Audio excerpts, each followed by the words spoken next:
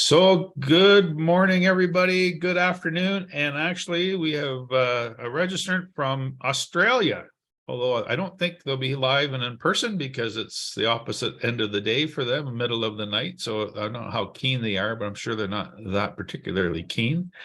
But welcome everybody to the third session of the Inner Circle. And we'll get underway here. Today is a super cool conversation, and we're going to talk about performance management, but actually a little bit, we'll talk about performance in both regards, both good, positive, and negative or bad or needs improvement, as how politically correct you want to say it. But I think the better conversation is around potential management. Like, how do we get the most out of people? Dealing with people that are in trouble at work is one thing.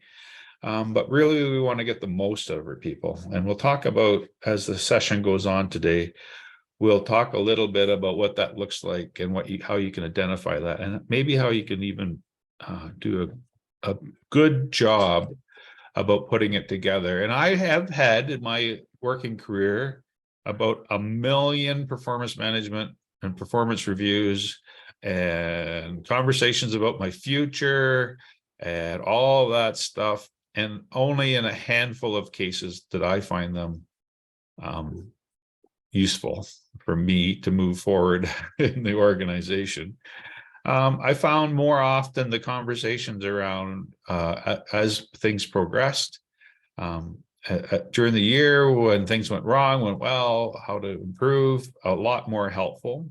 Where performance annual type reviews were helpful was mapping out what my career might look like and what I could do to contribute to moving it along and what I needed from my boss and my organization.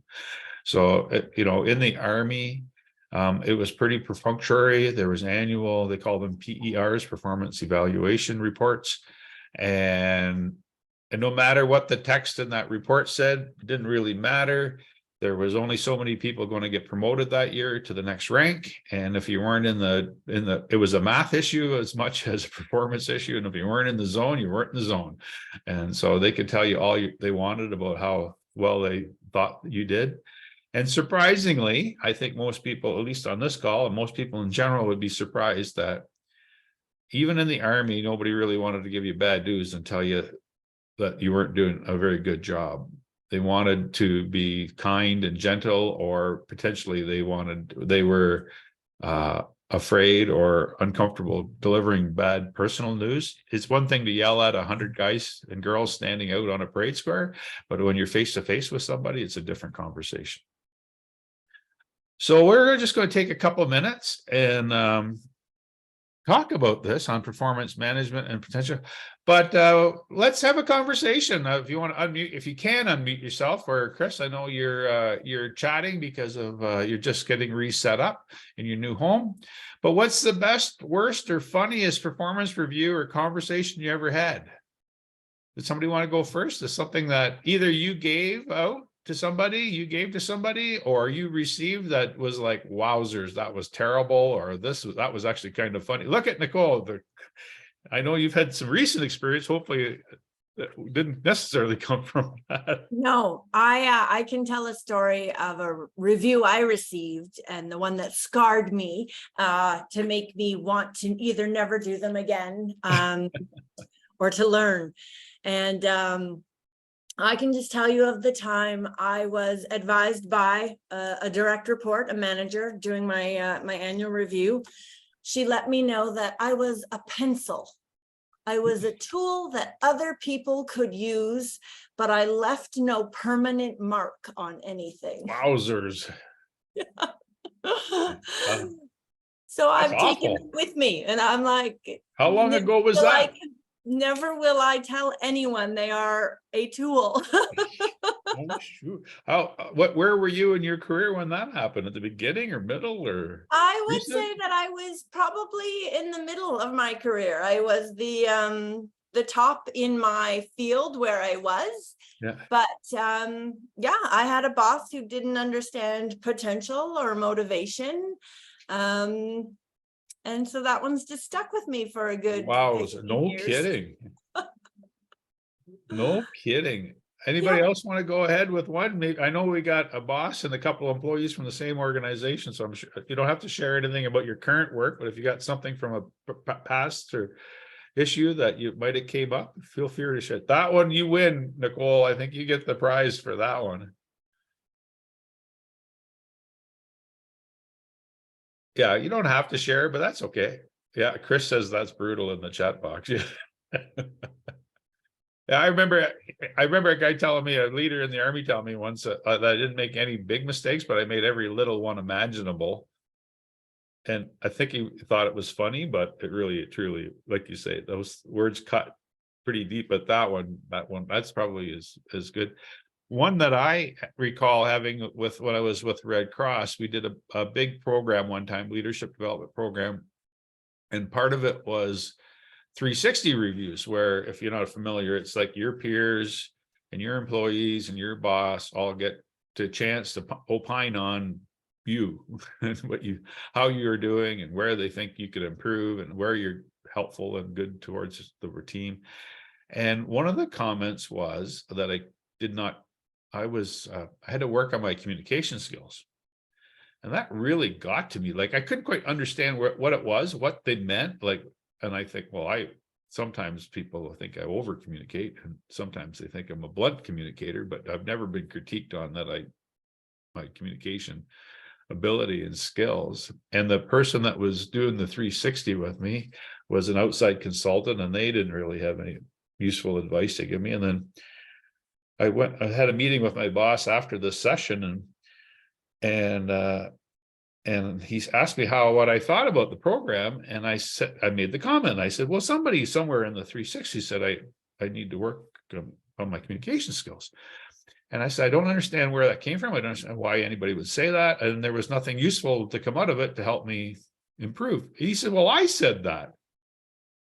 I said, well, what the hell did you mean, Gord? And he said, well, sometimes you write emails too fast and send them out without checking them.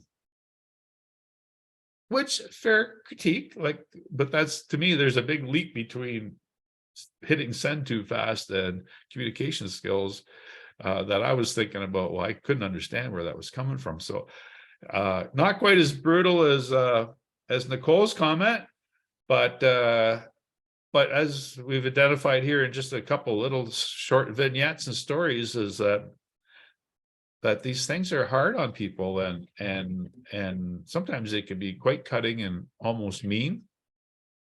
And if you want to get the most out of people, I would probably say I wouldn't take Nicole's advice or the experience of Nicole as a model to get the most out of people, and nor would it be some of the ones that I've received in the past that were less than useful.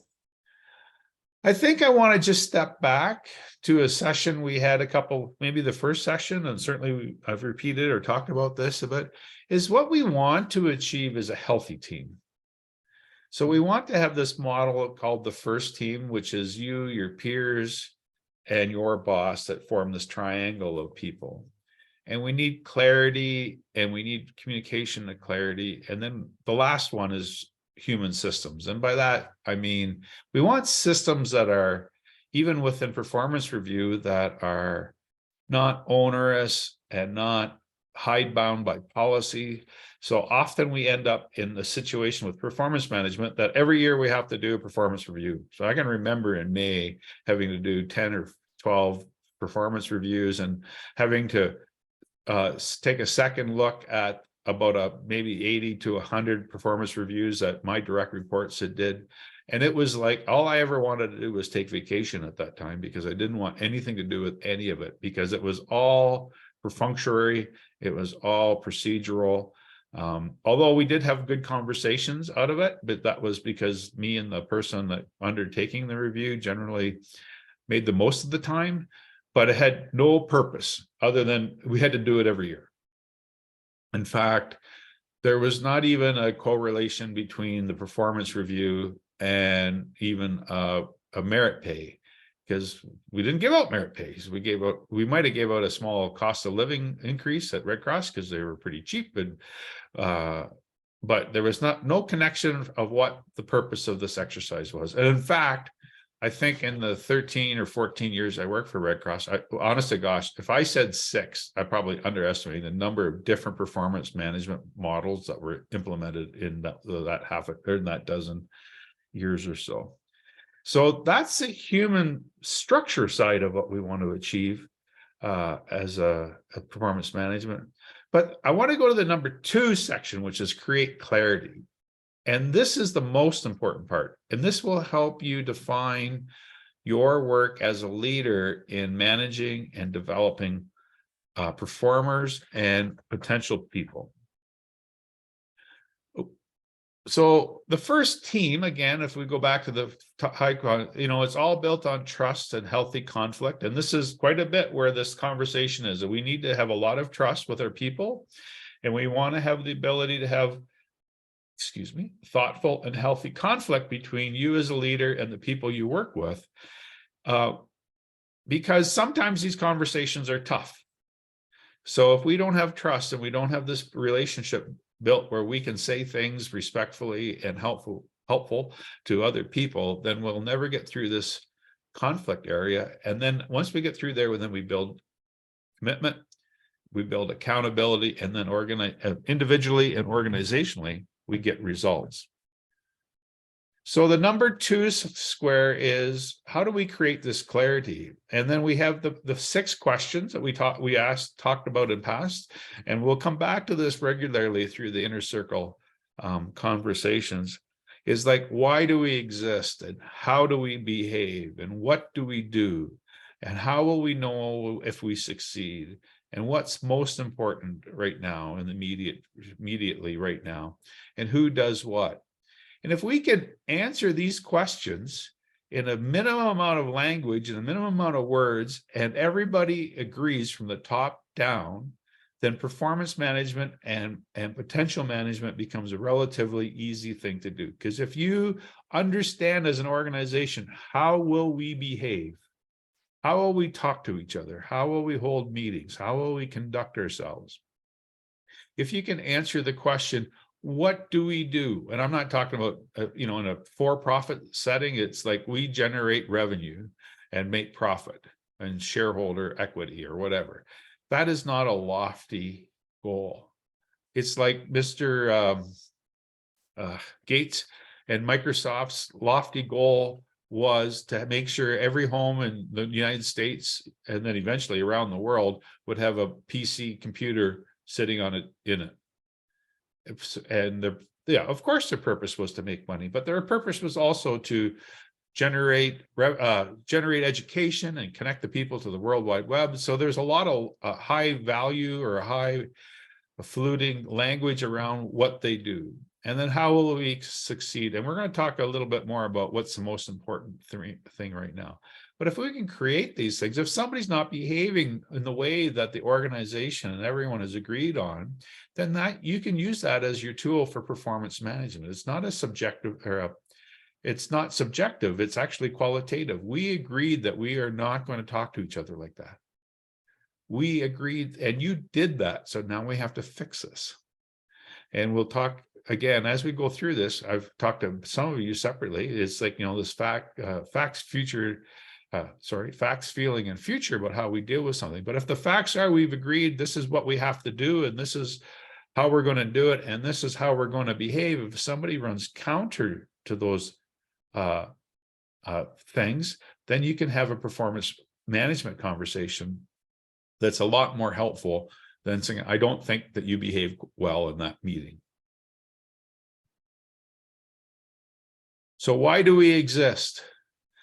So some of you work in the nonprofit sector and education sector. So, why do we want to? Because we want every kid to be successful. And I should know this better because I work with some of you quite closely, but we want every kid to be successful in life and to the maximum potential. If Red Cross had high lofty goals, was to alleviate suffering around the world by empowering the power of volunteers and humanity. All of these things are in a work setting. We exist to make sure that every family in a crisis is treated with dignity and respect, And because we have some people are on this line work for an organization that does decedent transfers from home or nursing homes, hospitals to a funeral home. So if it's just about, we got to move this body from point A to point B and make money doing it, that's not engaging, right? But if it's to treat people with dignity and respect. So we have this high level, we want to create this high level conversation. So some of you around clarity is like, what are your objectives as a leader, as a manager? And if you don't know what your objectives are, then how can you have this performance and potential management conversation with your direct reports? So if you don't know what your performance objectives are, then you should hustle down the hall this afternoon and talk to your boss and say, hey, what are your performance objectives? Because if you understand what they want to get, what they need and want to achieve, then you can align yourself better. So often in this world, the people that work for us are unclear about why they're doing what they're doing and why it's important. So again, it goes back to this conversation about what's important in your organization and what are the organizational priorities, your boss's priorities, and then you can align people underneath of you and behind you. This is such an interesting conversation to have with people, and I have it with leadership teams and individuals all the time. So if you ask this question, is like, we as a team, or you as an individual contributor to the organization, if you don't accomplish this one thing in the next 6 months, what is it that we need to do to be successful in 6 months? And that focuses the mind and focuses the thought process. And if you turn it to a slightly negative statement, it's like, what do we have to accomplish? If we do not accomplish this thing, we will deem to have failed in our mission and our meeting our objectives. So I work with an engineering company downtown, and they're full of super smart, high potential people. But they were having a lot of problems with projects that were running over budget because of mistakes or errors or things that weren't up to the satisfaction of the client. And when we walked through this exercise around what is the thing, really, they had to move from, and don't quote me exactly, but like, for example, they were having a 60% correct error, 40% error rate. So 40% of the projects had errors in it, and they needed to get to 95%. That was their goal. And so once you were clear about that, then you could build systems around that goal so that you could work towards that. So how do we do that? How do we improve our quality of our work so that the clients are happy? We have done better work. We are much more successful as a team. So what they started to do was have regular tailgate meetings or lunchbox meetings where the team would get together and talk about accountability on what we're going to do this week, and how are you going to check up, how people are going to check up on those guys and girls as they did their work. So it just super focuses the mind. So if I were to say, if nobody wants to step forward, but if I were to ask you right now, what's the one thing that you feel you have to be successful and achieve in the next 6 months to be successful, what would it be? Does anybody want to jump in?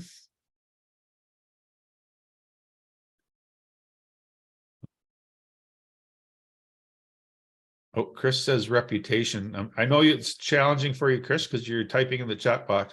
Oh, in my line of work. So it's to improve the reputation. Is that what I hear you? I'm reading into that.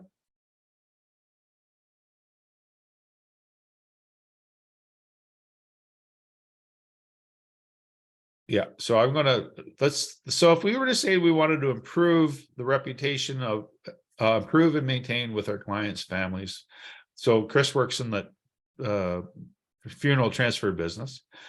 So if we were to say we wanted to improve our reputation, so let's workshop this together. If you want to jump in off mic and say, without knowing the details of how this happens, like what are a couple of things that might you might want to work on to achieve that result within 6 months? Does anybody have any ideas? Even within your own organization, if you said you want to improve the organization's reputation in 6 months, what are a couple of things that you might want to focus on as tactics or objectives underneath of that big goal?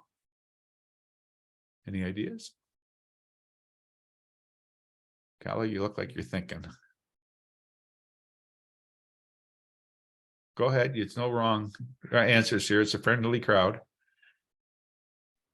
I'm not sure I have a good answer Yeah. just in the moment, just trying to think about some of our bigger goals and how we could maybe increase our reputation to a wider audience than what we have right now. Yeah, that's okay. Yeah, tell some more stories. So Nicole types in the chat box, I think you'd want to tell some stories. So you might want to begin to frame a communications plan around stories about success and share that social media wise or with your current client list about, oh, we did this job and this is how it went and this is how successful it was. And the family said this, or in the school setting or another setting, these are the comments we're getting back from our clients. Like we got this project from the machine shop and it was perfect. We didn't have to send it back. It was on time, on budget. And when it showed up in our factory, we were able to install it right away and get to work. How powerful is that? So, once you've decided on that one big thing, then you can start looking at the steps along the way to help improve it. But if you don't have that articulation of what that is, it's super hard to start driving performance and building people's potential. It's taking advantage of their potential to move forward, because it's big. I just want you to be busy and I want you to work hard is not a satisfactory result. Yeah. So Chris says demeanor, presentation, punctuality, reliability. Yeah. Excellent points. Right. So, and a lot of those things are measurable. So you can say, okay, good. This is the standards we expect in this thing. So once we've established the clarity, then we can start talking. When we talk to our people, we can express this. So we want to improve our demeanor, presentation, punctuality, reliability, and our role here. So when we're having a conversation with employees, these are the things we want to do. So what's on your mind with this? What are you thinking about on this? And if we get an answer back, often it's not a great answer because it's the first thing somebody said or first thing off the top of their head. So here's a super powerful question when you're talking to people, especially if you're having this performance management issue, you're dealing with maybe performance needs to improve, or you want to develop somebody's potential. The most powerful question you can ask them is, and what else? They stop talking, you pause for a couple of seconds to consider what they said, and then you say, and what else? Or another powerful question is, could you restate that for me in a different way so I can understand where you're coming from? These are very powerful ways here. And then what is the challenge? Okay, we want to get there. What's the challenge for you in achieving this goal? And it could be a million little things, or it could be a big thing that the person needs help with. Well, I don't quite understand how this works. Or I need support from accounting or HR to help me move this forward. And then if somebody's really struggling, he says, what is it you really want? Like, are you happy here? If it's a bad performance situation, you might have a conversation. Are you happy here? Do you want to, is there something else I can do? How can I help you be successful? And then sometimes we have to actually have this conversation. If you want to do this and you want to be successful and say yes to this, then what are you not going to do? Because as leaders, we're often very quick at just adding things. And our employees are loath and challenged to say to us, that's too much. I need something to come off the plate. So we need to facilitate that conversation. So if we give somebody Yeah, exactly. You need, so Nicole, in the chat box, you need to help your team say no. They will not say no to you because why? Oh, right, you're the boss. They're trained not to say no to you. So we need to facilitate this conversation. If we're going to move to this place where we're going to use Chris's comments, improve how we present ourselves and our punctuality and our reliability, what is it that we have to say no to improve that? And it's a very freeing conversation to your team, because they become empowered to say, well, I can do these things for you, boss. I'm happy to do this. It makes me excited to do this. But to do that, I have to get help here. I have to give this up, whatever it might be. So this is just it's just a high level review. Sorry. So what else is on your mind? Just remember that. You'll see this. I'll be happy to send this out in the notes after the meeting. So what is on your mind? If somebody comes into you and are struggling, or you're talking to someone about their performance and you start this conversation, what is on your mind is very powerful. It allows you to start opening up a conversation in a different way. As I mentioned earlier, and what else? And an ancillary question to that would be, could you rephrase what you're worried about in a different way so it'll help me understand what you're talking about? And then people are seldom, look, so most of us are or have been in some sort of personal relationship. I'm super good at it. I'm on my third wife, so I got some experience on this. And really, when the first time you ask somebody what's going on and what's the problem is, the answer is often just fine. In a relationship, that's like a big warning sign that something bad is about to happen, and you've slept through most of the conversations. But if you ask them, if they say everything is good, or this is wrong, or this is right, and then it's like, what is the real challenge here? Like, what a powerful question to frame it in. Like, obviously something's going wrong here. Something is not, we need to work on this. So what is the real challenge? And people will start articulating themselves. So, and one of the questioning techniques and these sort of things are ask the question 3 times in slightly different ways. And you will eventually get to the root of what's really happening here. People will open up. In our next inner circle, we're going to actually talk about communications and talk about talking to people. People often come in your office or to talk to you when they're in a problem, and they know in their mind, they know what they want, but when they're in front of you, that just does not come out. So ask them the question, like, what is it you really want out of this? Sorry, how can I help? Is we talked about earlier again, it's like a powerful question. So how can I help you get there? You know, if the question to number 4 is, what do you want? And the question is, I'm not happy here. I'm not happy in my role. And number 5 is, okay, not number 5. The next comment is not, okay, let's fire you or release you. Is it, how can I help? Maybe the person does want to go. I don't know. Maybe that's an opportunity to have a conversation about, well, can we help you get another job? Can we help you be successful somewhere else? Maybe it's a small package or a package that might be open to negotiation.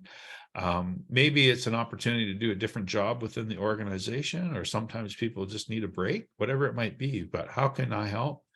And then again, if you're going to say yes to this, then we have to say no to some stuff here and fit it into the budget and into the organization. Now we're to get into dealing with people's performance that are not inappropriate, but need help and their improvement needs to be done. All I would say to anyone that's on this call is stop spending all of your time with the wrong people. We spend too much time with the 20% of people who are not may not or will not ever be successful. And if you do that, the caution I would give you is this. I'm going to share the screen for a moment with my whiteboard. Can you see the whiteboard?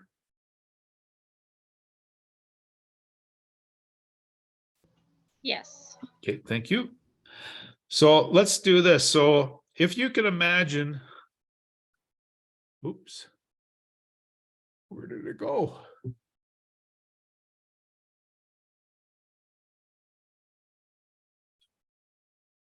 So if you can imagine, you've got this, you want to be over here to be successful. This is success. This is happiness and sunshine and roses and flowers grow and cats sleep with dogs. It's wonderful. But you guys are over here someplace. So to get people over here, there's going to be a certain percentage of people, about 20% are just going to leap with you because you want to move to this high performing, super successful, high potential team. And there's going to be about 20% of people that are going to be problematic, and they're going to dilly-dally back here. If you can imagine like the Charlie Brown cartoon with Linus, and it's raining and dusty and it's miserable. And a lot of these people are quite happy to invest in that. 60% of the people are going to kind of wait here on top of the edge because they're scared of this and they're not sure about here. And what we want to do is get them to go down and transition through into this new place. And our job is to reward these people that jump, because they are, quite frankly, your biggest advocates. They're excited about life. They want to be there. They want to perform. And then there's a group of people that you're going to have to work with to take them down into the valley and then kind of push and prod and encourage and yell and get them up over the top to get them in a new place. But these people, do not invest too much time with them.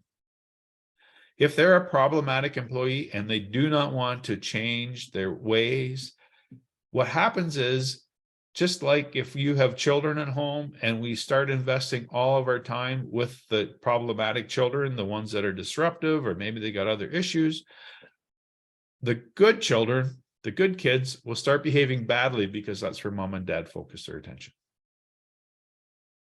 So if this group here are problematic, either you figure out how to move them into the non-problematic group or cut them loose. That's my advice.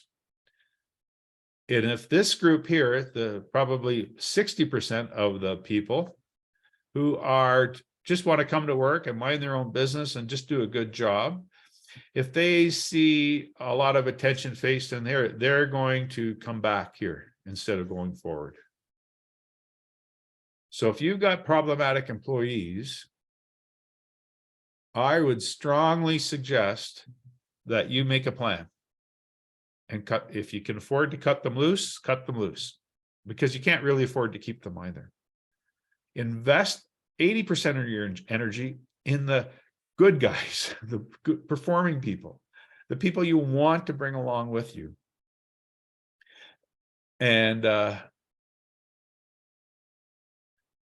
sorry, I just saw Nicole had a comment there. I missed it, something. Right. Oh, find out what you're known for and contribute to that. Yeah. So invest, don't spend out. So there's been some stats.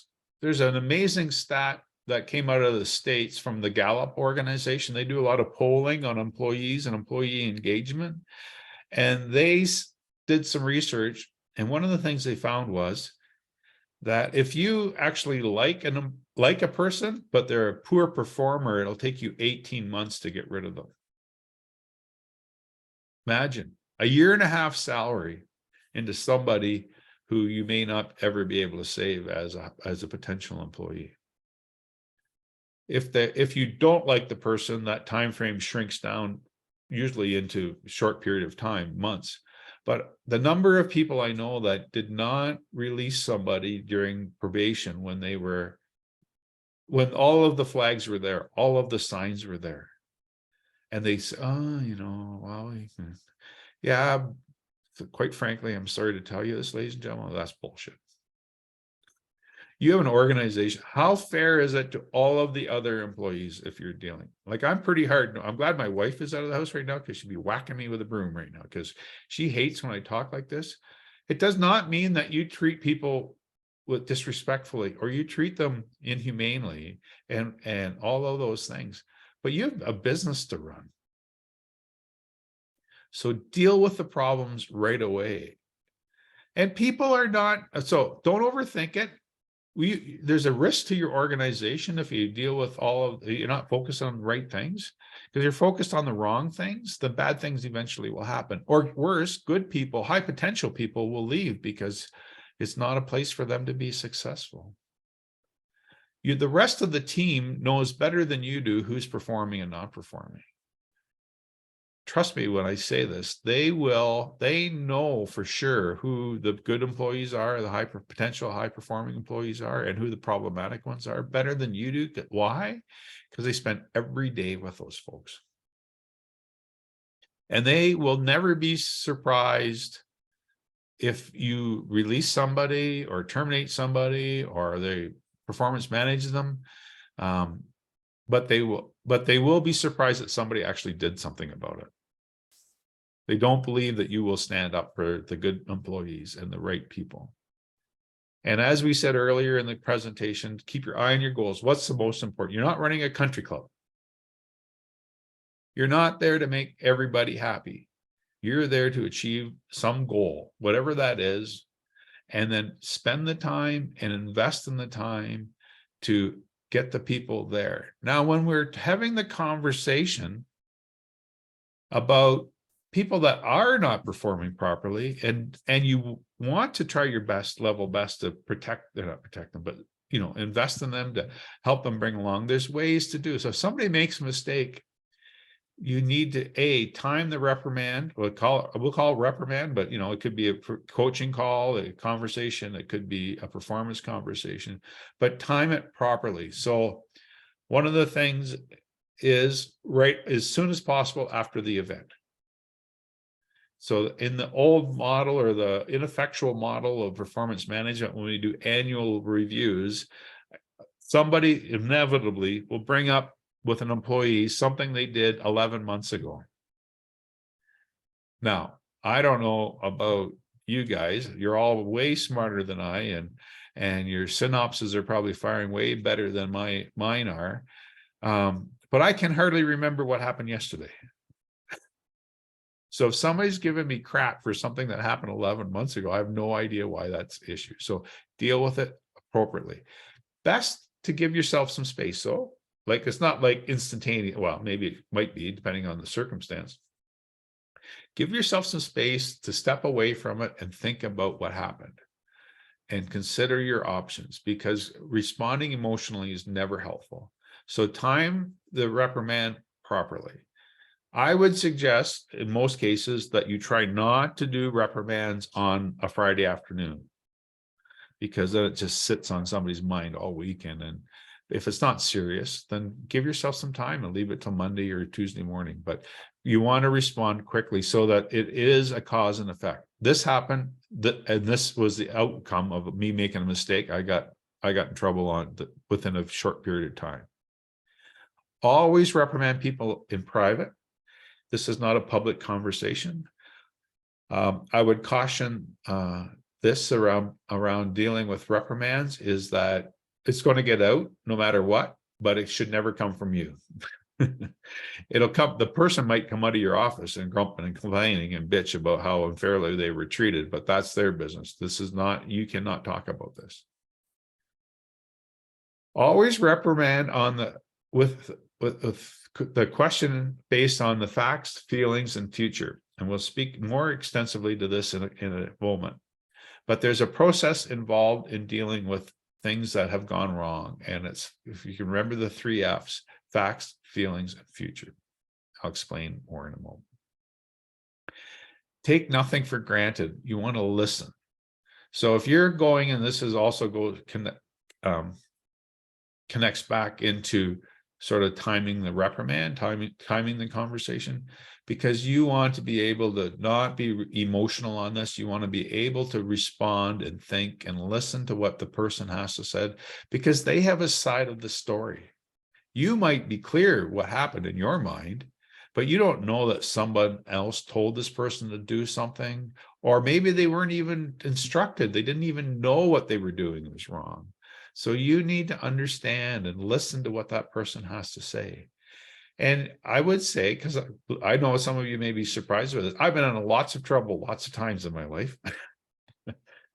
But if I have a chance to share my side of the story and feel like someone listened to me, I'm generally a lot better off with the outcome, the results of the reprimand, than if I was completely dismissed and someone just was yelling at me for no good reason, at least in my mind.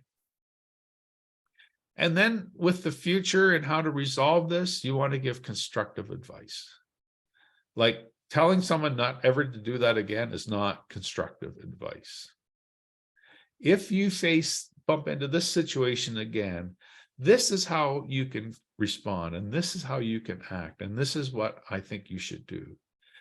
And then it's more helpful to that person. So for example, if someone ever was in a position where they were asked to do something that they didn't know how to do, or weren't trained on doing, or knew they weren't supposed to do it, give them advice on how to get out of that trouble. Try to say, look, I'm sorry, I'm not trained on this machine or in this process. I need help with this, as opposed to not doing it or trundling off and doing it in an inappropriate way.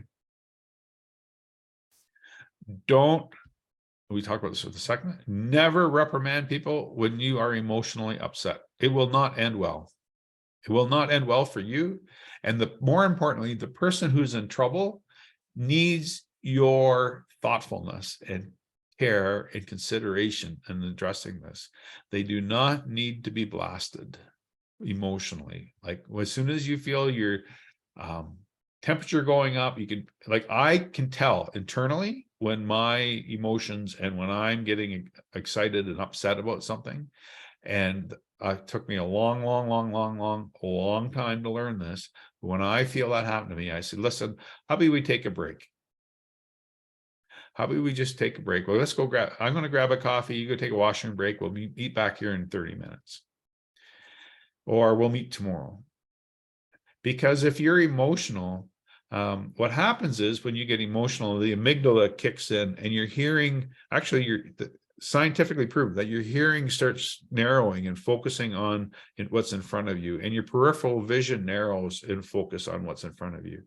And the part of your brain that brings rationality to the conversation and thinking stops working, because this is an evolutionary response to danger. And when we used to have to worry about saber-toothed tigers in the forest, we didn't have time to think about whether it was a friendly saber-toothed tiger or a dangerous saber-toothed tiger, or if it was a twig cracking or was it a monster cracking. So this happens. So that's what, as leaders, we become very focused, and then you begin to respond in an aggressive manner, or worse, the person on the other side responds in an emotional manner, and then we start ratcheting up the tension and the fight, right? It goes from a calm, relaxed conversation into this thing that's ugly and nasty, and you don't want to be there. If someone's telling you a story, give them the courtesy of letting them finish their story. Now, if it's the third time they've said the same thing, when they finish telling us, it's like, okay, so you've said that, you've repeated yourself 3 times on that answer, and I appreciate from where you're coming, but I need to understand what you need from me to move through this. I need you to tell me more about what's going on here. What is really happening here? Never get maneuvered into an argument, because some people are very good at pushing all of your buttons. And so if you see that happening, take a break. Just break contact and stop the meeting or stop the conversation and go for a walk. Reset a new time when you're fresh. And that also gives you time to consider how you're going to respond. You might even get extra help, like if you have an HR department or a mentor or another leader in the organization that you can rely on. You might go see them and say, hey, I'm bumping into this. This is not going to end well. I need some help on strategy. Never nag. So when I was a kid, some of you may know this story. When I was a little boy, we were relatively poor in the big scheme of things, although I don't really, looking back, I knew how poor we were, but at the time I didn't realize it. But I used to love the Hardy Boys books. And I stole one. I shoplifted one out of a drugstore in our little village in Southern Hunt Farming Village, brought it home. Well, a new book in our house did not go by unnoticed, because we didn't have new books in our house. We couldn't afford them. And my dad caught me, of course. I can't remember exactly how it all unfolded, but my dad took me back down to Mr. Heinrich's drugstore, and he made me take the book back inside and turn it in. Now I snuck in and I put it back in the shelf and then snuck back out as fast as I could. And then, but Dad made me go back in and apologize to Mr. Heinrich and tell him what I did. But to both gentlemen's credit, my dad and the druggist, Mr. Heinrich, imagine I can remember that name after all those years. Neither one of them Mr. Heinrich gave me credit for, in those days, manning up and acknowledging what I did wrong. And my dad never mentioned that again, ever. I thought I was going to get a whipping when we got back home. Like, I'm sure my butt would have still been red today from what I imagined happening to me, but it was over. So once something is done, it's done. Not fair to keep bringing it up over and over again. And it's certainly not fair to your employees to bring it up in the annual review cycle 11 months from now, because you dealt with it. It's done. And then, like a lot of things, and we talked about it earlier when we did the whiteboard, is like, don't be comparing people to, well, Mary would never do that, or Bobby would never do that. That is not appropriate either. You're dealing with an individual. You're dealing with what they are going through, what they did or didn't do. And you need to deal with it on a very individual perspective for those folks. They deserve that from you.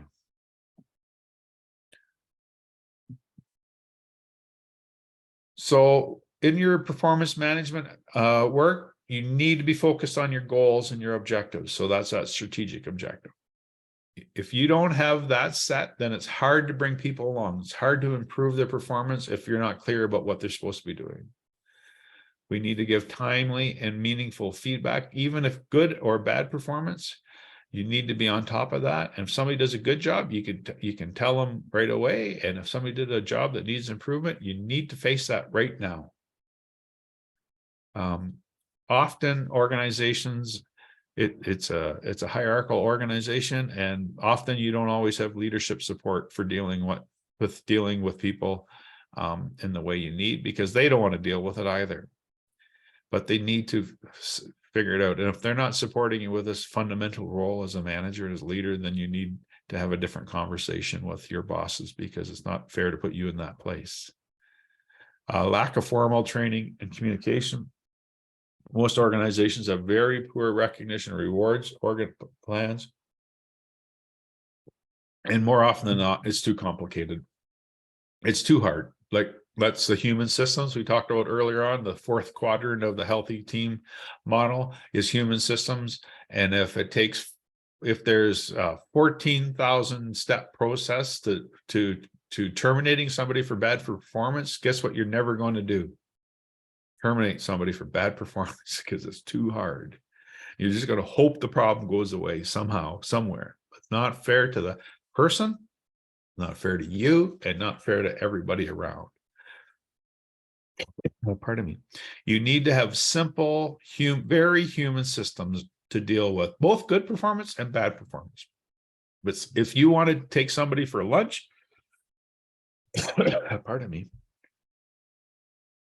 or buy them a coffee, and there's 10,000 steps to go through the process to be able to get approval to take somebody for lunch and buy them a coffee, guess what you're never going to do? You're never going to reward that person for good work as equally as if they did poor performance.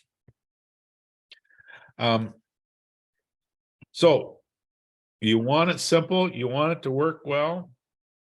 And then the last step I think we need to just touch on is micromanagement as a good thing.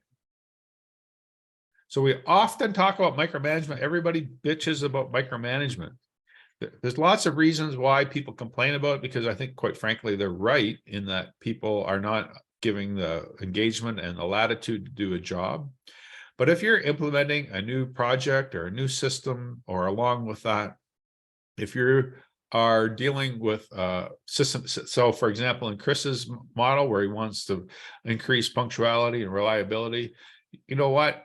Micromanagement is not a bad thing. You want to be on top of those things. You want to figure out how to do that. So when we get into the facts, feelings, future, we'll talk about this a bit more. So if this is what you want done, then you say, look, I'm going to check in with you every Tuesday morning to see how you're doing. That's not micromanagement, that's supervision. And then if it's poor performance, then you have to be on top of it. You cannot let this slide, because it's like the rotten apple thing. Even if the person is a good soul and they just don't know that they're doing a bad job, that ripples through the organization, and they deserve better from you than to overlook these things. So here we've been talking about this, facts, feelings, future. Some of you have heard me talk about this a lot. So the first F, the bonus F, is make an appointment. First, make an appointment that you want to talk to somebody. And you want to have a conversation, and you want to frame it in a way that says, look, I want to have a conversation about how we can work better together, or we want to improve the systems. We want to help you out. Never tell somebody, I want to see you in can you see me in my office at 4 o'clock in the, you're bumping to say, for example, because I can see Callie on my phone, on my screen. If I come to work one day and Callie was there and I say, hey, Callie, could you stop by my office today at 4 o'clock? I want to talk to you. And you spent all day fretting, almost maybe even scared of what's going to happen at 4 o'clock. But if I say, look, I need to talk to you about what happened in the, the work that's going on with this project, or I need to talk to you about what happened with the client or a parent or a coworker yesterday. And I just need to have you come by my office so we can have this conversation about how to figure out how to make this better. That's a different conversation, right? It's not scary. People know what's to expect. So the facts part. The most important part of this conversation is, what are the facts of the situation? So, for example, some of you may have heard me tell this story. When I was with Red Cross, we operated a call center, and there was about 10 people that worked in there, and they had to be at their desk, and it was a Canada-wide call center. So we had to actually be people on the phones at 7 o'clock in the morning for 9 o'clock Eastern. And we had one person that was regularly late, not every day, but probably at least once a week, sometimes twice a week, would be there 10 after, quarter after. And it was causing quite a stir because other people had to pick up that person's work. And it was causing, just problems. So when we sat down with the person, this was the way the conversation went. So it was like, Bobby, you understand that we run a call center and we have to be online, and phone lines open for 9 o'clock Eastern, which is 7 o'clock here in Calgary. Yes, I understand that. You understand that when you were hired, it was clear that you had to be not just in the building, but at your desk, ready to go to work for 9 o'clock.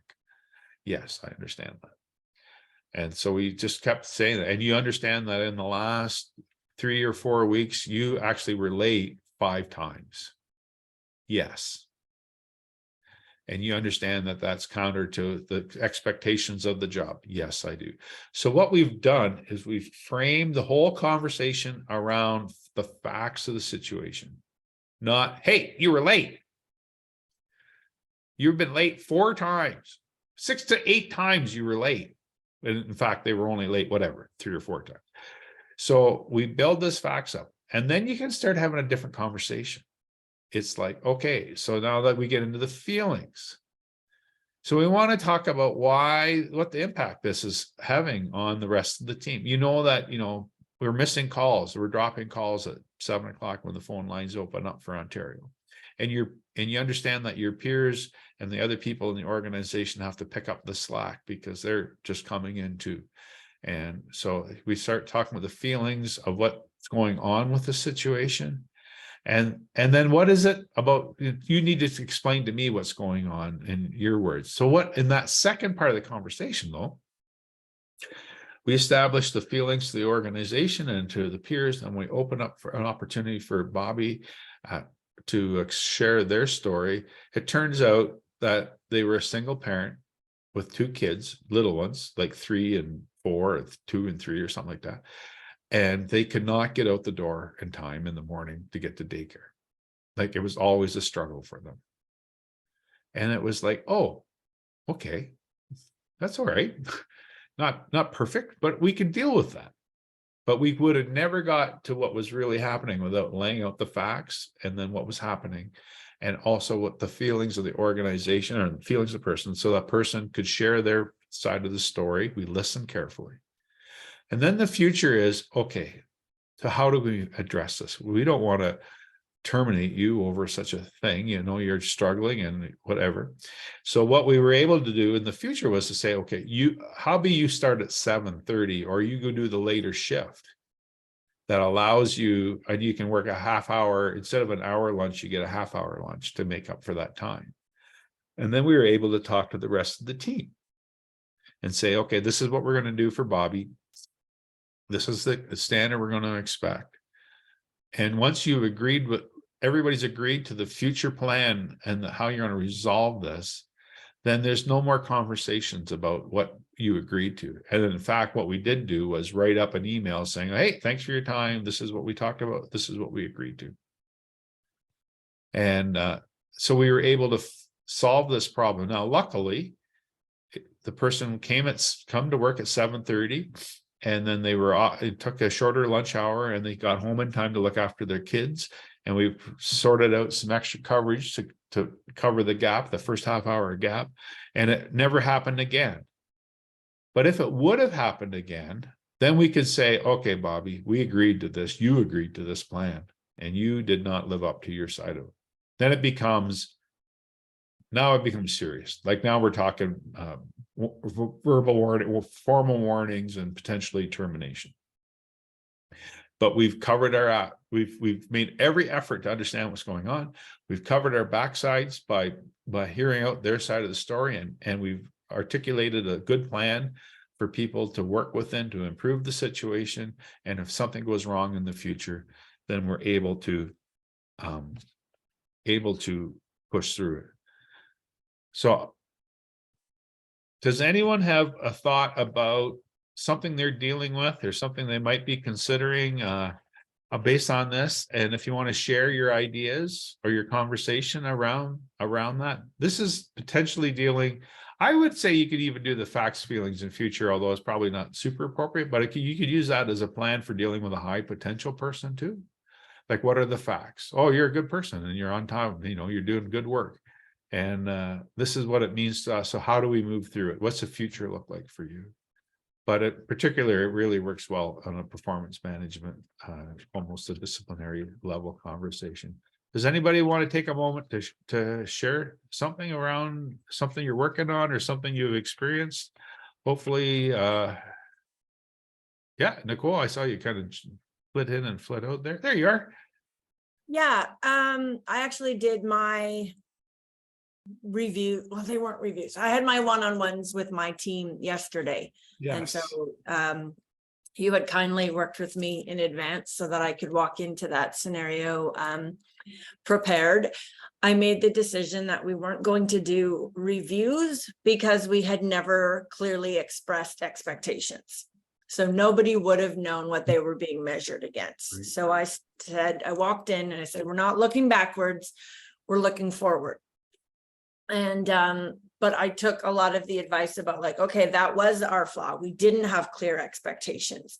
We didn't have a sense of what everyone's measuring was. And so what we did in a one-on-one yesterday was confirm that we all understood the organization's purpose. Do you know why we as an organization are here?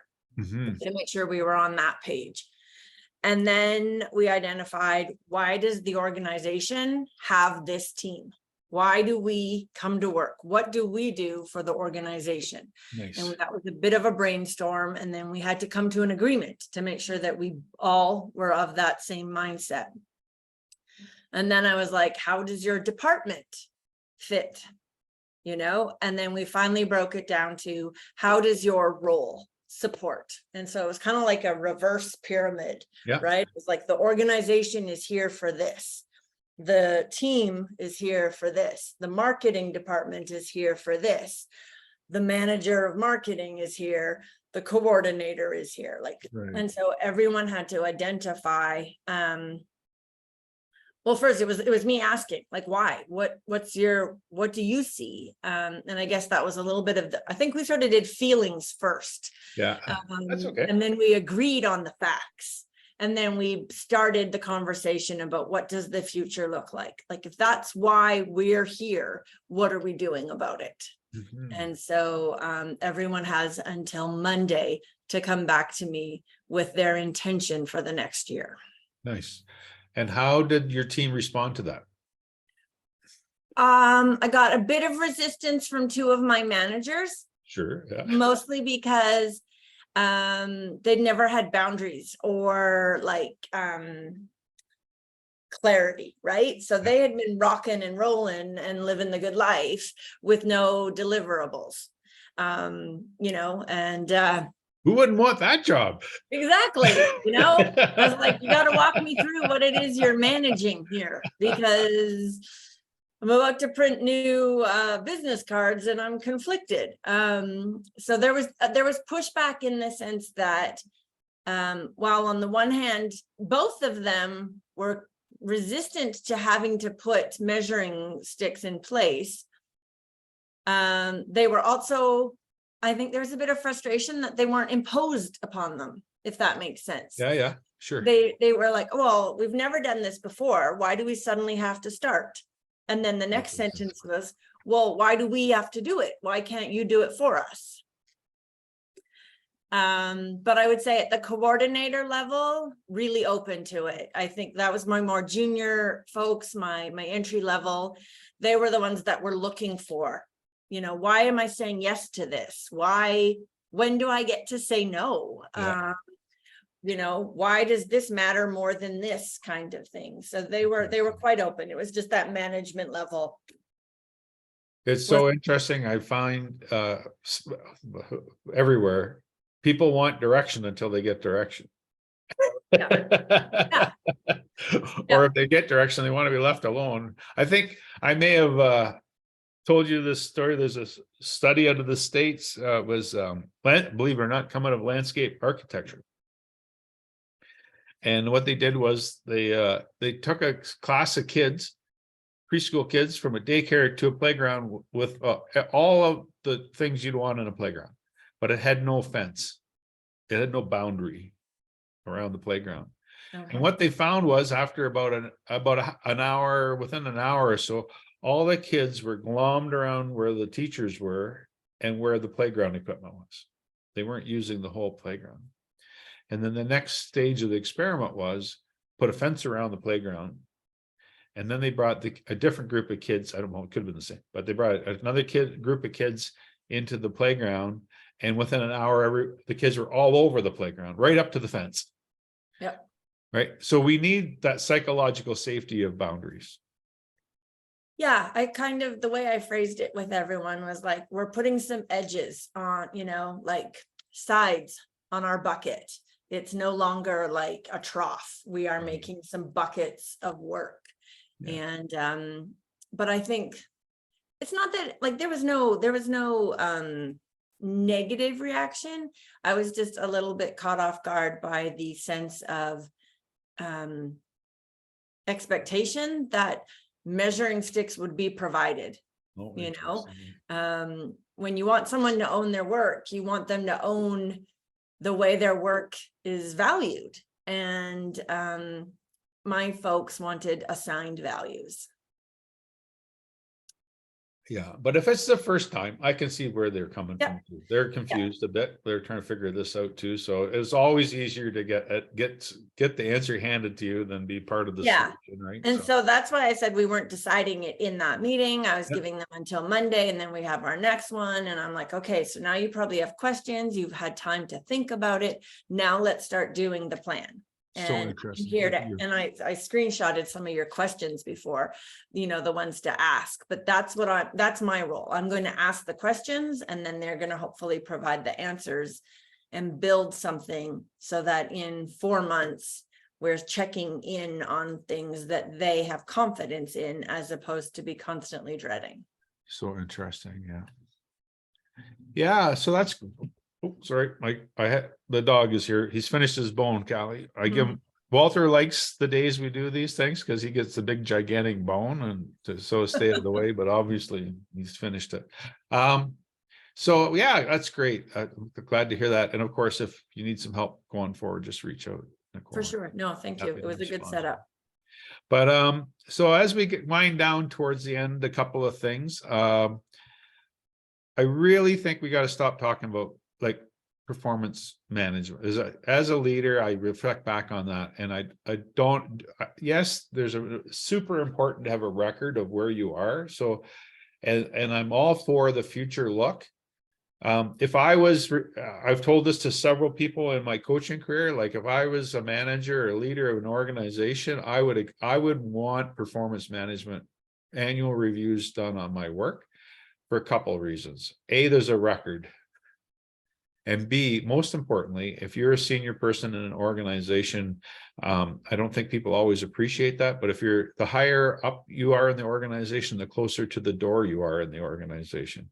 And I think performance management gives you some protection if there ever was a case of termination that came towards you. So if you have a record that you've done nothing but good work for the whole time you're there, that helps you out in case you wanted to take legal action, which I'm completely in favor and supportive of people doing if they feel they've been wrongly separated. But I think we need to spend spend way more time having these uncomfortable conversations for future success. So if somebody is not performing, deal with it at the time. And if they do not improve, then let's make a decision. I know not always do we have full control over terminations and moving people out of the organization, but if you build the case for it, then at a certain point, it'll have to happen. And let's not spend all of your time with the wrong 20% of the club. Invest in the high potential people. Identify who these guys and girls are, who have abilities. And sometimes, and the reason I distinguish between, we talk about performance management as a bad thing, but high performance is not necessarily the kind of person you want promoted through your organization. I've met lots of people that were excellent at their job and were high performers, but quite frankly, they were crappy human beings. They were not people you wanted around other people. Now you can manage that. If somebody's an excellent producer on the sales side or an excellent machinist, then fair enough. Maybe you can kind of coordinate the way that they're not interacting with the rest of the team. I don't know how you do that. But what you want is the high potential people. Who are the people that can bring value to the company and become a good leader? And invest in those. So performance management has taken on a weight that's not appropriate to it because it comes with all this bad baggage and heavy weight that comes along with it. But if we are starting to talk around potential management and potential development, I think we're going to be a lot better off as human beings, as leaders, as organizations. So that's kind of winding down where we're at. I would just, let me share my slide again. Why did that disappear? Oh, I know why. So we have our next session is on July 20th, same bat channel, the same bat time. And we're going to talk about talking to people. And I know lots of people in the communication business and they hate when I say this, stop communicating, start talking. And this ties into this conversation quite clearly. So if we can't communicate with people, we can't have this conversation with people around what's going on and talking to people in a way that's helpful. You're not going to be successful. Yeah, Nicole. Is it Wednesday? Oh, sorry. No, it's Or Thursday. is it Thursday? Okay. Yeah, no, that So was it is Wednesday. the 20th. Thursday, July 20th. Yeah. Okay. We're back on the Thursday schedule. I just had a conflict last week. No worries.